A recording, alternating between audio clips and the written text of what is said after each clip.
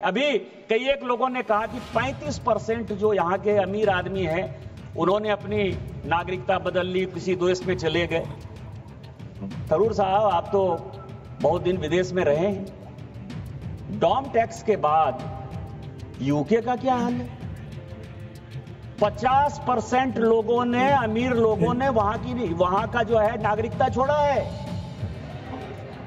50% लोगों ने, वो दुबई के नागरिक हो रहे हैं, वो सिंगापुर के नागरिक हो रहे हैं, वो बनातू के नागरिक हो रहे हैं, वो जितने टैक्स हेवंस हैं उनके नागरिक हो रहे हैं। अमेरिका में पिछले 15 साल में क्या हुआ? बाइडेन के राज में पिछले 4 साल में लगभग 22% जो अमेरिका कहता था कि हम पूरी दुनिया को अब दिशा देते हैं और सभी अमेरिका आना चाहते हैं, 22% लोगों ने वहां की नागरिकता छोड़ी है। 22%। और पूरे यूरोपियन यूनियन में 33% लोगों ने नागरिकता छोड़ी है। आप भारत की बात करते हैं। मैं इस देश के प्रधानमंत्री माननीय मोदी जी और इस देश के वित्त मंत्री निर्मला सीतारामन जी का शुक्रगुजार हूं कि पूरी दुनिया वित्त के मामले में कराह रही। अमेरिका हो, यूरोप हो, यूके हो, पूरे दुनिया की इकोनॉमी हिली हुई है। सभी जगह करंट अकाउंट डेफिसिट का मामला चल रहा है। इवन अमेरिका जैसे देश में भी ट्रंप यदि टैरिफ की बात कर रहे हैं या कह रहे हैं कि बराबरी का टैरिफ हम पूरी दुनिया में लगाएंगे, इसका कारण यह है कि यूएस जो अपने आप को वर्ल्ड का नंबर 1 हमेशा मानता है, मानता रहता है, उसकी इकोनॉमी हिली हुई। लेकिन पूरी दुनिया भारत की तरफ देख रही है, चाहे आईएमएफ का रिपोर्ट हो, चाहे वर्ल्ड बैंक का रिपोर्ट हो, चाहे किसी का भी रिपोर्ट हो, इंडिपेंडेंट रिपोर्ट हो, चाहे कांग्रेस के हमारे मित्र बोल रहे थे उनकी खुद की रिपोर्ट हो, वो सब ये कहती है कि भारत एक ऐसा सितारा बनकर उभरा है जिसने कि पिछले 10 साल में दुनिया को मात देते हुए अपने आप को वर्ल्ड की नंबर 3 इकोनॉमी की तरफ अपने आप को खींचा। 2014 तक, और ये पूरे सदन को जानने वाली बात है कि 2014 तक भारत की इकोनॉमी केवल और केवल 2 लाख करोड़ की थी, 2 लाख करोड़ डॉलर की थी। आज वो 10 साल में 4.5 लाख करोड़ डॉलर की है। ये पूरे सदन को और पूरे देश को जानने वाली बात है कि केवल जो है 2 ट्रिलियन डॉलर की इकोनॉमी 2014 तक, 70 साल में आपने इस देश को 2 ट्रिलियन डॉलर की इकोनॉमी दी और हमने 10 साल में उसको लगभग 4 साढ़े 4 करोड़ ट्रिलियन डॉलर में जो है पहुंचा दिया है। क्या है? आपको दिखना नहीं आता? नहीं देखे। अभी कई एक लोगों ने कहा कि 35% जो यहाँ के अमीर आदमी हैं उन्होंने अपनी नागरिकता बदल ली, किसी देश में चले गए। थरूर साहब, आप तो बहुत दिन विदेश में रहे हैं। डॉम टैक्स के बाद यूके का क्या हाल है? 50% लोगों ने, अमीर लोगों ने वहां का जो है नागरिकता छोड़ा है। 50% लोगों ने, वो दुबई के नागरिक हो रहे हैं, वो सिंगापुर के नागरिक हो रहे हैं, वो बनातू के नागरिक हो रहे हैं, वो जितने टैक्स हेवंस हैं उनके नागरिक हो रहे हैं।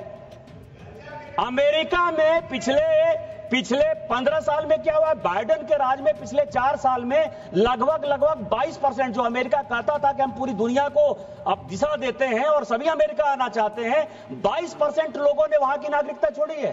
22%। और पूरे यूरोपियन यूनियन में 33% लोगों ने नागरिकता छोड़ी है। आप भारत की बात करते हैं। लोग यदि टैक्स छोड़ना चाहते हैं, विल सब्सटेंशिएट, जो मैं कहता हूं उसको मैं सब्सटेंशिएट करूंगा। I know the rule and will substantiate it, so don't worry. ये जो है ये जादूगर का बजट नहीं है, ये मजदूर का बजट है। हम मजदूरी कर रहे हैं। माननीय प्रधानमंत्री जी पिछले 10 साल से जो, इसीलिए आपने जो कहा कि ये जादूगरी का बजट है, ये जादूगरी का नहीं, ये मजदूरी का बजट है। और जो आप लोग कहते हैं ना, कांग्रेस का क्या है सिद्धांत? कांग्रेस का सिद्धांत है सुखार्थिनो कुतो विद्या नास्ति विद्यार्थिना सुखा। जो सुखी आदमी हैं, जो इनको हरा हरा चीज दिखाई देता है, उनको कभी विद्या नहीं होती। आप लोगों को कभी ज्ञान नहीं होगा मुझे लगता है, क्योंकि आपको मोदी का विरोध करना है। एक पॉइंट एजेंडा है कि सरकार की सभी चीजों का आपको विरोध करना है, और उस विरोध में आपको कोई चीज अच्छा नहीं दिखाई देगा। मैं आपको बता रहा हूं, जब हमारी सरकार बनी 2014 में, टैक्स जीडीपी रेशियो क्या था? टैक्स को आप यदि कैलकुलेट करते हैं पूरी दुनिया में या देश में, तो सबसे पहला होता है कि टैक्स जीडीपी क्या था।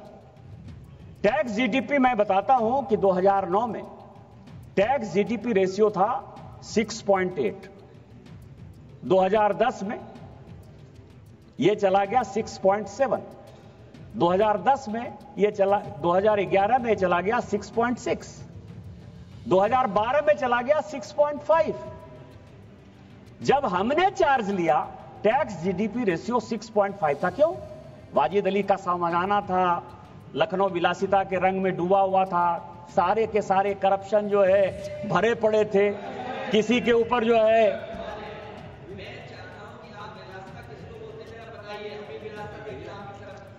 अध्यक्ष महोदय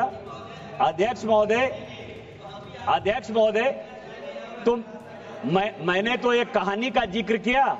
उस कहानी में वाजिद अली शाह लखनऊ के नवाब हुआ करते थे, और उनके ऊपर जो कहानी लिखी गई वो कहा गया कि आज टैक्स जीडीपी रेशियो लगभग 11.7% पर है।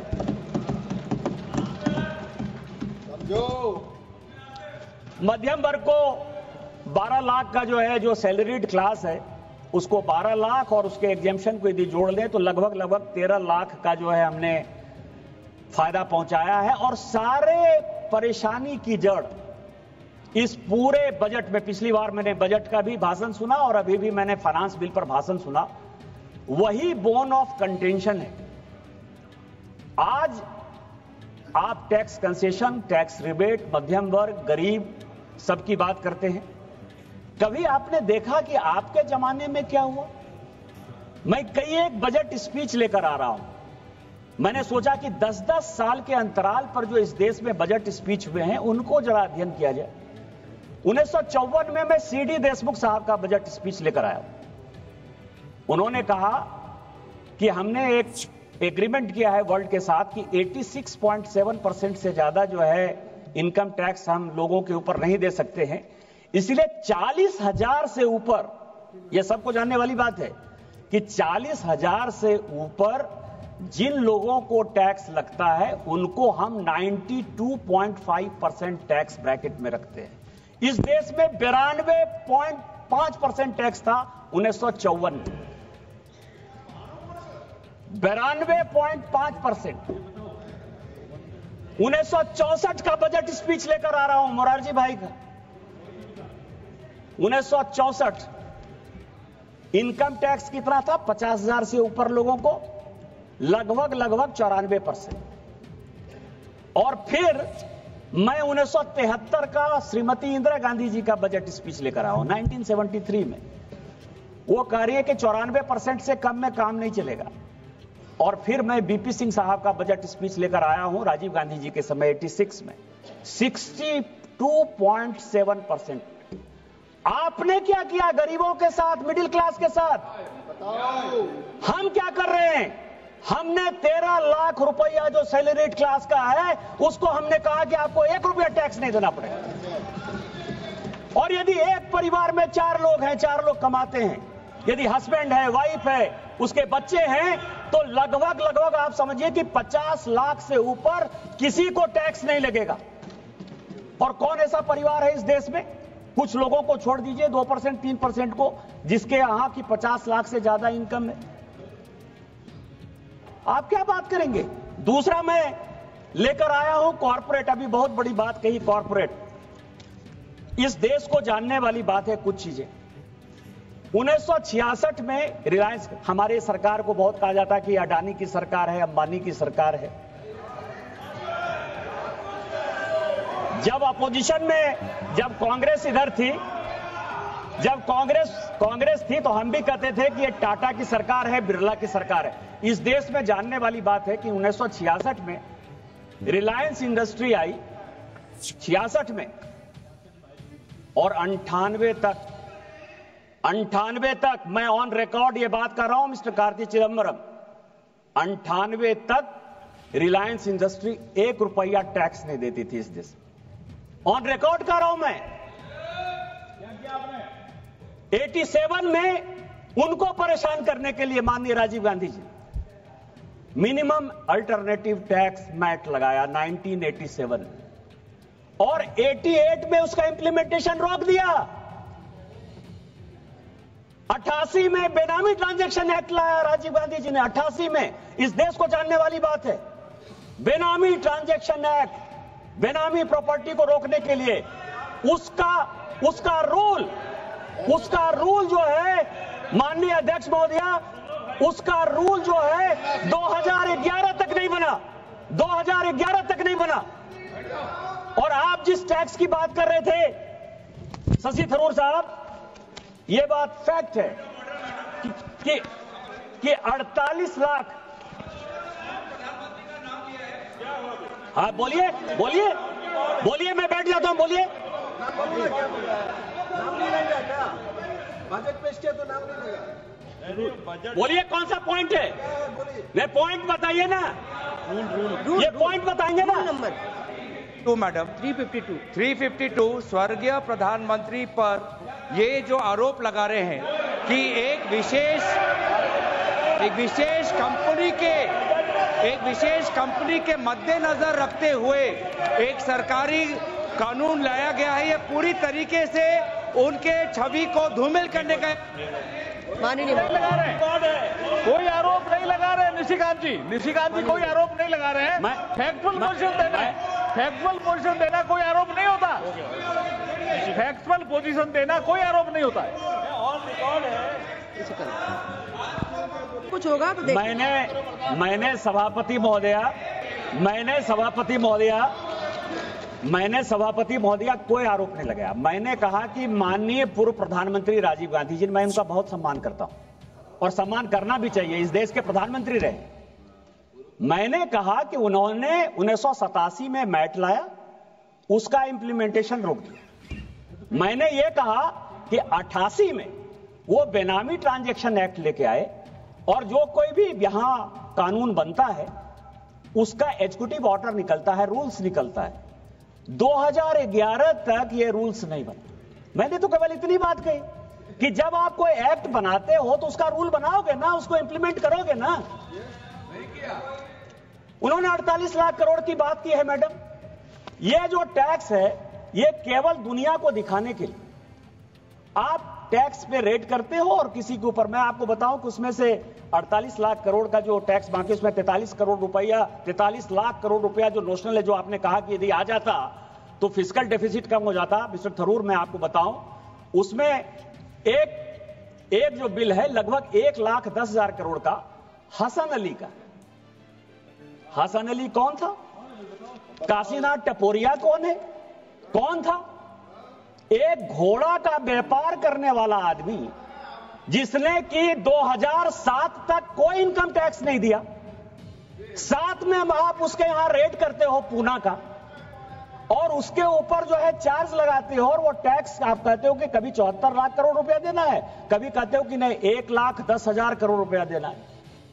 इस तरह से ये जितने टैक्स हैं वो 80 के पहले के हैं। और मैं आपको बताऊं कि उसमें एक टैक्स जो है, अब मैं आपको एक पढ़ के बताता हूं, मैं नहीं बोलना चाहता था, अब आप पढ़ो, सुनो। उसमें से एक टैक्स जो है बिन चड्ढा का भी, बोफोर्स का है। मैं आपको पढ़ देता हूं, यह क्वेश्चन है। यह क्वेश्चन पूछा गया 25 फरवरी 2011, और क्वेश्चन पूछा, अनस्टार्ट क्वेश्चन है। उसमें यह पूछा गया कि whether the Bofors case is also lying in the income tax tribunal, if so the details thereof and time since when the case is pending along with। और उसके बाद पूछा गया कि whether the Central Bureau of Investigation has not taken this case seriously। यह question पूछा गया। और उसका जवाब आप ही की सरकार दी। आपने कहा कि हां, यह बात सही है कि 87, 88 से लेकर 93, 94 तक इनकम टैक्स डिपार्टमेंट ने विन चड्ढा के ऊपर, हिंदुजाज के ऊपर, एसके भटनागर के ऊपर, यह बड़ा केस है, और इसके ऊपर जो है इनकम टैक्स ने बताया कि उन्होंने इलीगल तरीके से बोफोर्स के जो किकबैक आए थे उसमें से पैसे नहीं दिए, वो आज भी पेंडिंग। और दूसरा, आपने उसी के आगे कहा कि हम सब कुछ जानते हैं कि इसमें बोफोर्स के पैसे आए, बिन चड्ढा को पैसे गए। बिन चड्ढा का आपका उत्तर है, इसीलिए मैं इसको, कार्ति जी मैं आप बताएं तो मैं इसको प्लेस ही कर दूंगा क्योंकि वो ऑन रिकॉर्ड है। लेकिन वो आप कह रहे हैं कि इसके बावजूद भी जितने एक्यूज थे बोफोर्स के, इंक्लूडिंग कोत्रोची, हमने सबको क्लीन चिट देके बाहर कर दिया सीबीआई में। ये आपका जवाब। आप हमारे ऊपर चार्ज लगा रहे हो कि 48 लाख करोड़ रुपया कहां गया, 43 लाख करोड़ रुपया कहां गया, और इसी तरह के नोशनल टैक्स लगाकर या नोशनल बातें बताकर आप मुझे परेशान करना चाहते हो, इस सरकार को परेशान करना चाहते हो, सरकार के नीतियों को परेशान करना चाहते हो, और इस देश को जो कि हम वर्ल्ड की नंबर 3 इकोनॉमी बनाना चाहते हैं उसके लिए जो है आप परेशान कर रहे हैं।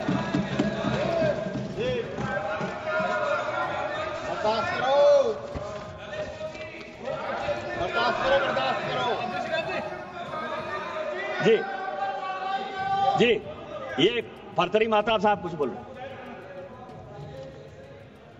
इन चढ़ा के प्रॉपर्टी को नीलाम करके पैसा ट्रेजरी को लाया, इसके आगे भी कहानी है, बताइए।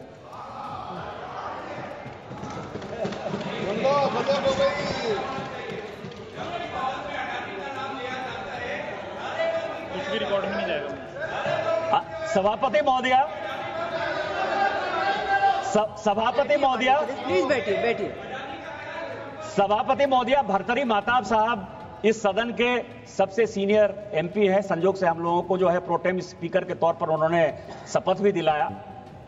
भर्तरी माताब साहब एक कमेटी के चेयरमैन थे, पीएससी सब कमेटी के। उसमें मैं और मेरे बहुत अच्छे मित्र जो इस बार चुनाव नहीं लड़े, शिव कुमार उदासी साहब, हम तीनों उनको सहयोग कर रहे थे। और ये बातें जब हमने कही तो हमने सीबीआई और इनकम टैक्स दोनों को चेयरमैन के नाते जो है मिस्टर महताब ने बुलाया, और मिस्टर महताब ने ये इंसिस्ट किया पब्लिक अकाउंट्स कमेटी के सब कमेटी के चेयरमैन के तौर पर कि बोफोर्स का ये केस है, जब ये प्रूफ कर दिया है इनकम टैक्स ने कि किकबैक लिए गए हैं और बिन चड्ढा ने उस किकबैक से प्रॉपर्टी खरीदी है, तो जो उसके वारिस बचे हुए हैं, बिन चड्ढा की डेथ हो गई थी, उसके जो वारिस बचे हैं उसको आप नीलाम करिए और पैसे लाइए। और इसके लिए मुझे लगता है कि भर्तरी महताब साहब की कमेटी को धन्यवाद देना चाहिए इस देश को कि हमने उस पैसे को जो है ट्रेजरी में जमा करवाया। अब मैं आऊंगा सभापति महोदया, ये सीएजी की कुछ रिपोर्ट लेकर मैं आया हूं। इस देश में बहुत बातें चलती हैं कि कॉरपोरेट को हम मदद करते हैं, आम लोगों को मदद नहीं करते हैं।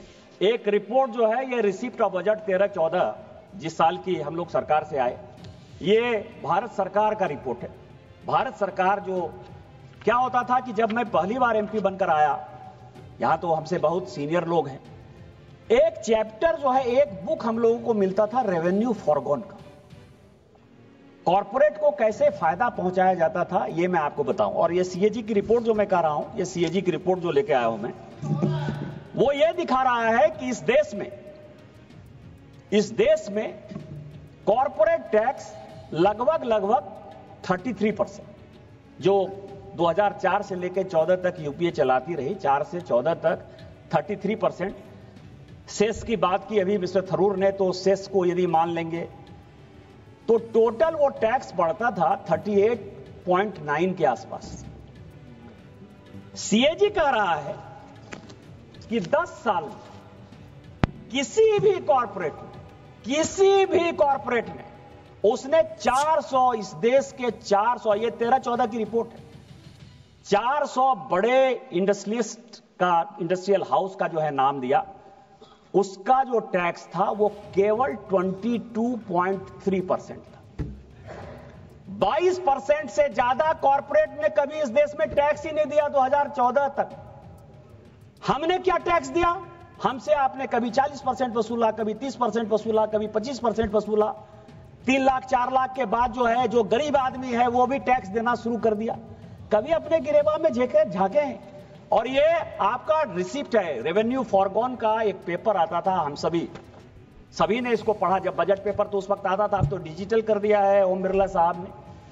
उसने ये कहा अंतिम में 13-14 में जब ये लोग जा रहे थे, 5 लाख करोड़ रेवेन्यू फॉरगॉन सारे बिजनेसमैन को किया।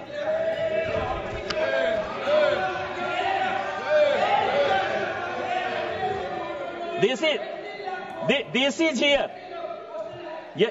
हियर, ये मैं 13-14 का जो है पूरा वो रेवेन्यू फॉरगॉन का ये रिपोर्ट लेकर आया।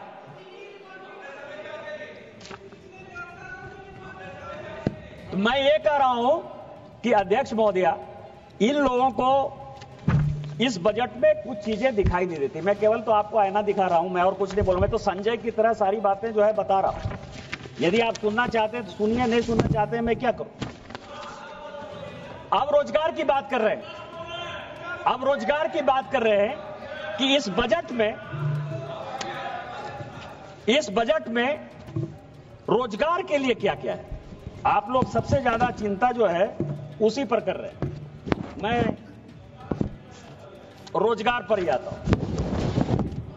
इंटरनेशनल फाइनेंसिंग सर्विस सेंटर, इसके ऊपर हमने जो है बहुत ज्यादा ध्यान दिया। उसके टैक्स के कंसेशन के बारे में, जिससे कि नए नए स्टार्टअप्स खड़े हों, नए लोग आए, नई इक्विटी आए, नए डेवलपमेंट हो। कभी आपने इस बजट को पढ़ा है? इलेक्ट्रॉनिक मैन्युफैक्चरिंग दूसरा ऐसा सेक्टर है जिस पर कि यह सरकार इस बजट में, इस फाइनेंस बिल में बहुत कुछ लेकर आई है। और फिर मैं पूरे सदन का और पूरे देश का ध्यान आकर्षित करना चाहता हूं। बहुत बातें होती हैं कि यहां मैन्युफैक्चरिंग नहीं हो रहा है, हम लोग फेल हो रहे हैं, चाइना आगे बढ़ रहा है, ताइवान आगे बढ़ रहा है। चिप्स का सवाल हो, सेमीकंडक्टर का सवाल हो, टेलीफोन का सवाल हो, मोबाइल का सवाल हो। कार्ति जी, आपके लिए 96 में आपके पिताजी 97 में जब वो देवेगौड़ा साहब और इंद्र कुमार गुजराल साहब के साथ मंत्री थे, ITA international telephone agreement, telecom agreement ITA 1 वो साइन कर,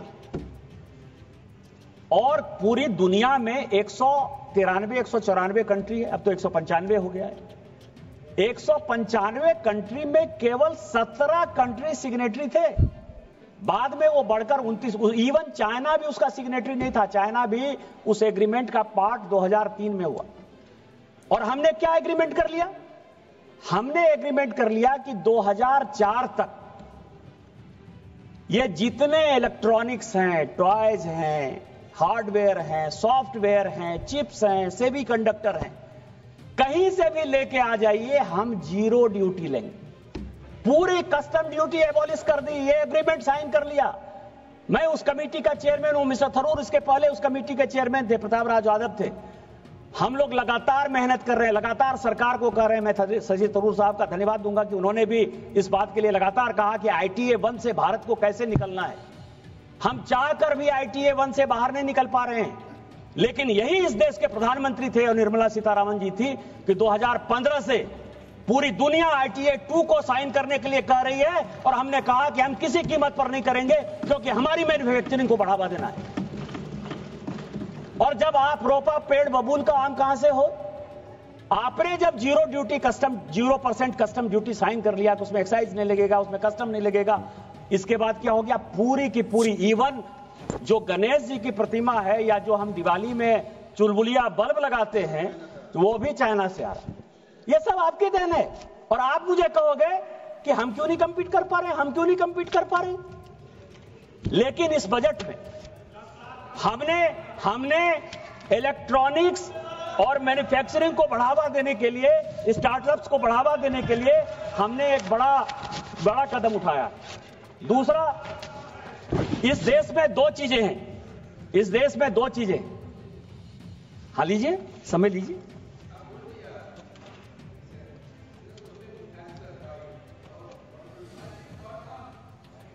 Madam Mike. Madam, in this house, about the return of the corporate loan, including the corporate loan, 18 lakhs crores loan has been written off by this government. I will build a split up. That is the. You are talking about the UPA period. 18 lakh crores. Then the question, then specifically member asked the question whether how much the corporate loan was been written off. Then there is no data within us. The reply from the minister. What? I will show the reply. सभापति महोदया, कहीं का ईंट कहीं का रोड़ा, भानुमति ने कुनमा जोड़ा। हमने रेवेन्यू फॉरगॉन की बात की और वो एनपीए की बात कर रहे हैं। ये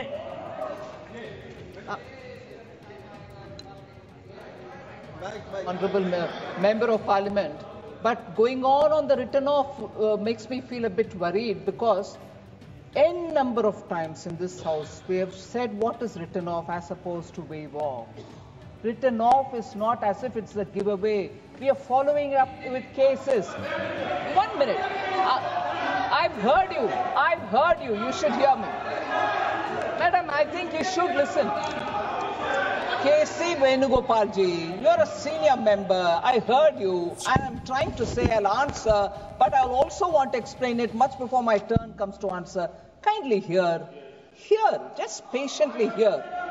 So, madam, waive off and written off is something which is going to continue forever in this house, despite any number of answers. But I will certainly answer all over again.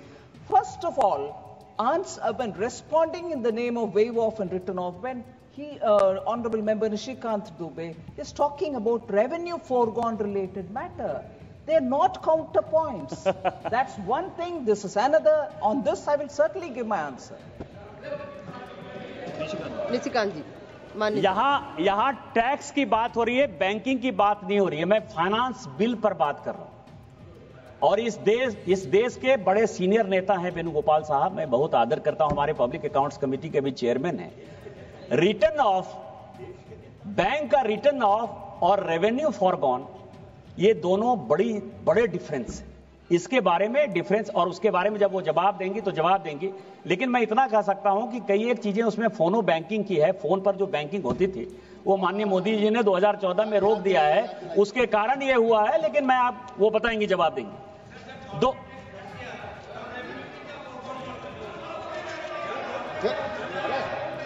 सभापति महोदया, जब corporate tax घट गया, अब आप समझिए, मुझे लगता है कि यहाँ प्रियंका जी बैठी हुई हैं, राहुल जी और प्रियंका जी को, इन लोगों को क्लास दिलवाना चाहिए फाइनेंस के बारे में। गौरव गोगोई साहब, आपको अब आप समझिए, यदि टैक्स घट गया और टैक्स हमने यदि ऑफिशियली घटा दिया तो उसमें रेवेन्यू फॉरगॉन कहां से होगा? लेकिन मैं आपको बताऊं दो चीजें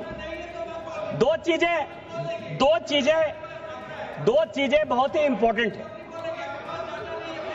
दो चीजें बहुत इंपॉर्टेंट है। पूरी दुनिया को दो चीजें बहुत ही प्रभावित करने वाली हैं फ्यूचर में, और उसके लिए माननीय प्रधानमंत्री जी बहुत ही एक्टिव है। अभी आपको पता है कि आर्टिफिशियल इंटेलिजेंस की जो कमेटी बनी है वर्ल्ड की, उसके वो को चेयर कर रहे हैं, और आर्टिफिशियल इंटेलिजेंस पर पूरे वर्ल्ड की मीटिंग यहां भी होने वाली है। लेकिन दो चीजें ऐसी हैं जो युवाओं को आकर्षित करती हैं, लेकिन देश के लिए खतरनाक है। एक है क्रिप्टो करेंसी, और जब आरबीआई के गवर्नर शक्तिकांत दास साहब थे, उन्होंने एक बार कहा कि क्रिप्टो करेंसी जो है ये लीगल टेंडर नहीं है। लेकिन सुप्रीम कोर्ट, हमारे यहां कोर्ट भी बहुत एक्टिव रहती है, जिस बात पर टांग नहीं अड़ाना है उस बात पर टांग अड़ाती है। क्रिप्टो करेंसी ने जो है, क्रिप्टो करेंसी के एक्सचेंज चलते रहेंगे, चीजें करती रहेंगी। आरबीआई के गवर्नर के उस स्टेटमेंट के बाद भी सुप्रीम कोर्ट का एक जजमेंट आ गया। लेकिन उसमें से जो ब्लैक मनी बाहर जा रही थी, या जो इलीगल टेंडर का, लीगल टेंडर नहीं था, इलीगल नहीं कर सकते, लीगल टेंडर नहीं था, लेकिन उसका जो उपयोग हो रहा था, उसके लिए भी इस बजट में और इस बजट के पहले भी कि क्रिप्टो करेंसी में जो इन्वेस्ट कर रहे हैं, डिजिटल करेंसी में जो इन्वेस्ट कर रहे हैं, उसका एक पोर्शन जो है कटना चाहिए, उस पर टैक्स लगना चाहिए।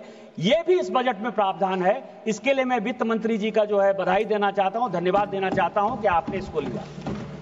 दूसरा, और ये देश में उस दिन पार्लियामेंट में क्वेश्चन हो रहा था, ऑनलाइन गेमिंग। दो चीजें हैं, ऑनलाइन गेमिंग और ऑनलाइन बेटिंग, और इसमें युवा परेशान। कोई ऐसा गांव नहीं है, कोई ऐसा शहर नहीं है जहां की युवा इससे आत्महत्या करने को मजबूर नहीं है, या मां बाप की जो गाढ़ी कमाई है वो निकालकर जो है उसको बेटिंग में नहीं लगा रहा है। इसमें भी राज्य सरकार का विषय था। केंद्र ने बहुत कुछ करने की कोशिश की, लेकिन फिर सुप्रीम कोर्ट बीच में आ गया और सुप्रीम कोर्ट ने कहा कि बेटिंग अलग चीज है, गेमिंग अलग चीज है, और गेमिंग जो है वो स्किल, और इसके आधार पर भारत सरकार मजबूर है, बहुत कुछ नहीं कर सकती है। लेकिन अभी जीएसटी की बात कहे कि कहीं दो स्लैब है, हमारे यहां जो है 3-4 स्लैब। उस स्लैब के पीछे आपने रीजन समझा कि क्या स्लैब है? यदि गरीबों को हमको खाना पहुंचाना है, किसानों को मदद करना है, तो क्या 0% ड्यूटी नहीं होनी चाहिए? लेकिन इस गेमिंग पर भारत सरकार ने क्या किया? पूरी दुनिया जो है पूरे परेशान है इसके कारण से। कई एक लोगों को लगता है कि हमने क्या कर दिया। 28% जीएसटी इस गेमिंग पर लगता है। इसके लिए आप भारत सरकार को नहीं कहेंगे, और इस कारण से जो गेमिंग की एक बड़ी इंडस्ट्री क्रिएट हो रही थी इस देश में, वो तहस नहस हो रही है। और यदि इसी तरह चलता रहा, आप तो कहेंगे ही, आपके यहां तो बड़ा एक है आदमी, दयानिधि साहब, सेंट डियागो सेंट मार्टिन, क्या पता नहीं क्या नाम है उसका, यही काम है, एक कभी 1 लाइन लॉटरी देखता है, 1 डिजिट लॉटरी देखता है, और उसने जो है उसने किसको किसको चंदा दिया। इस चंदा को जो है उसने चंदा बंगाल में जो है ममता बनर्जी जी की गवर्नमेंट को दिया और आपको दिया इलेक्टोरल बॉन्ड्स में। यही है सेंट मार्टिन, यही है, उसी का फंड लेकर आप यही बात करोगे।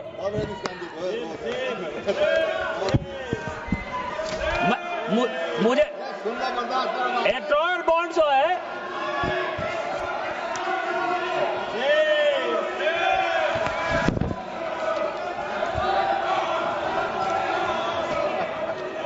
इसके बाद सभापति महोदया, इसके बाद मैं आपको बताऊं कि मैं फिर ये पूरे बजट का सब स्पीच जब पढ़ रहा था, तो मैंने देखा कि जब से ये भारत स्वतंत्र हुआ, मार्केट में यदि किसी के साथ उसका सबसे अच्छा व्यापार या सबसे ज्यादा उसने बिजनेस किया, तो अमेरिका के साथ किया। और शुरू से मतलब 50 का बजट स्पीच देखिए, 52 का बजट स्पीच देखिए, 54 का देखिए, 64 का देखिए, 73 का देखिए। आज जो स्थिति है कि लग रहा है कि ट्रंप एडमिनिस्ट्रेशन आने के बाद हमारा जो है व्यापार कैसे हो और हम अपने टैरिफ को एडजस्ट कैसे करेंगे। और यही कारण है कि इस बजट में हमने यूरोपियन यूनियन के साथ, यूके के साथ, नए मार्केट्स के साथ, यूएस के साथ, किस तरह के, चाइना के साथ यदि व्यापार कम करना हो, बंद करना हो, वो भी भारत सरकार को करना चाहिए, मेरा व्यक्तिगत सुझाव है। ठीक है ना? और उसके लिए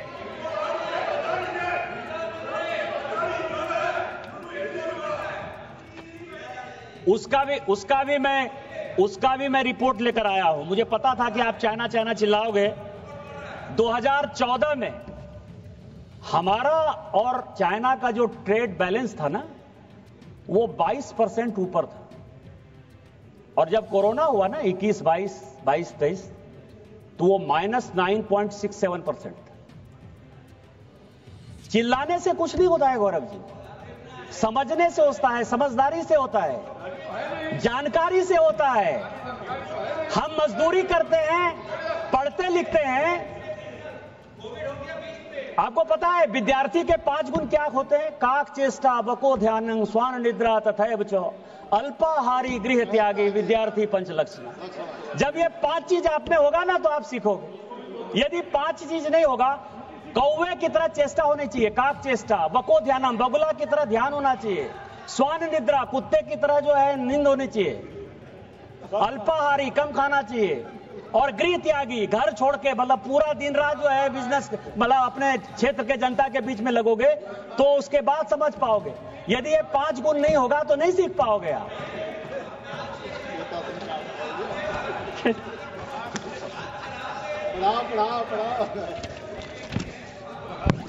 सभापति महोदय, तो मैं आपको बताऊं कि इस बजट में जो है कि किस तरह से टैरिफ हम घटाएं जिसके कारण कि हमारा व्यापार बढ़े। Current account deficit, mister Tharoor आपकी जानकारी के लिए कि इस देश में करंट अकाउंट डेफिसिट केवल एक बार ऐसा था जो कि कम था। हमने ज्यादा जो है एक्सपोर्ट किया था, इंपोर्ट कम हुआ था। वो माननीय वाजपेयी जी की सरकार थी। पूरे इतने भारत के इतने वर्षों के इतिहास वो केवल एक बार 2004 में था, और उसी को आप थोड़ा सा इंतजार करिए। 2027 के बाद जब हम तीसरी बड़ी इकोनॉमी हो जाएंगे तो थोड़ा सा इंतजार करिए, हम लगातार जो है हमारा करंट अकाउंट डेफिसिट जो है कम होगा। इसके लिए आपको बहुत चिंता करने की आवश्यकता नहीं है। इसके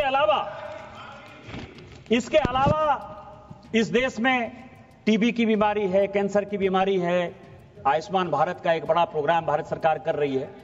लेकिन आज भी जेनरिक मेडिसिन को बढ़ावा देने के बाद भी भारत में विदेशों से अच्छे मेडिसिन की आयात की आवश्यकता पड़ती है, और गरीबों को उसमें से कितना कम पैसा देना पड़े, नहीं कि बराबर पैसा देना पड़े, उसके लिए भी भारत सरकार ने इस बजट में 36 ऐसे मेडिसिन हैं जो जीवन रक्षक मेडिसिन है, उस पर जो है टैरिफ हमने कम किया है, जिसके कारण कि आपको माननीय प्रधानमंत्री जी को और माननीय वित्त मंत्री जी को बधाई देनी चाहिए।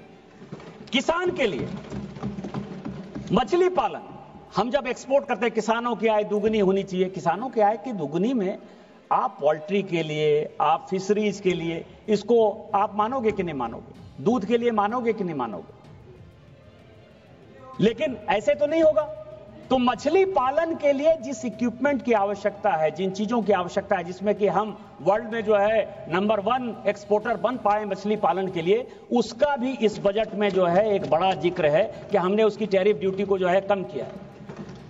अभी लौट के आई हैं सुनीता विलियम्स, हम भी चंद्रमा पर जाना चाहते हैं, मंगल पर जाना चाहते हैं, हमारा एक प्लान है।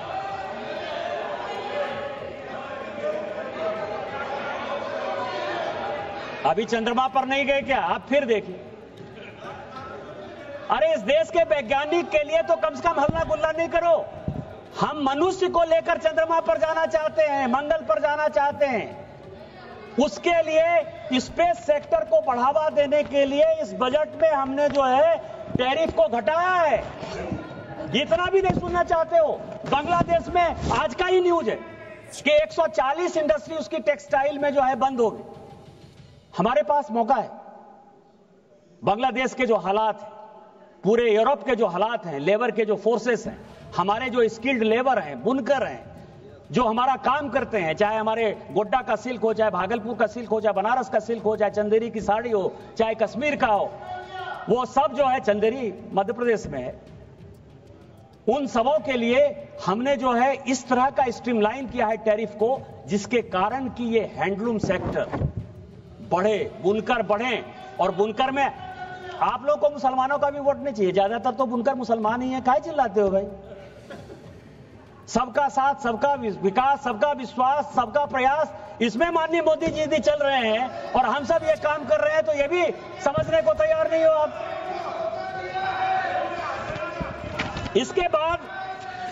इसके बाद जीएसटी में,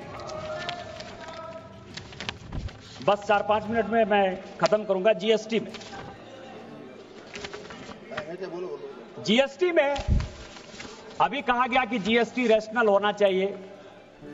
मुझे लगा, शशि थरूर साहब का सम्मान करता हूं, बहुत पढ़ते लिखते हैं, लेकिन मुझे लगता है कि शायद नई किताब लिख रहे होंगे तो फाइनेंस बिल थोड़ा कम पढ़ पाए। हो सकता है।